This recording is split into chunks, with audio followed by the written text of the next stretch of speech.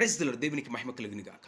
ఈ ఉదయ కాలమున Lent days 28వ రోజును బట్టి ప్రభువుని నేను స్తుతిస్తున్నాను. ఆయన కృప, ఆయన బలము, మీ ప్రార్థనలకు జవాబును ప్రభు దయచేయును గాక.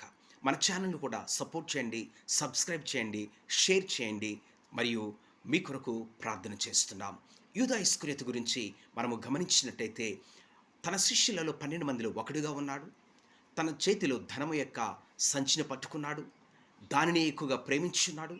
ప్రభు యొక్క అద్భుతాలు, బోధనలను విని ఉన్నాడు. కానీ ప్రభువును ప్రేమించలేదు. ధనమునే ప్రేమించున్నాడు.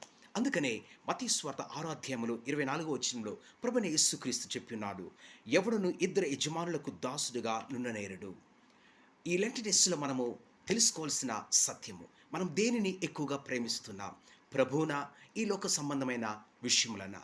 ప్రభువును మనం ప్రేమించుదాం, ఆశీర్వదించబడదాం.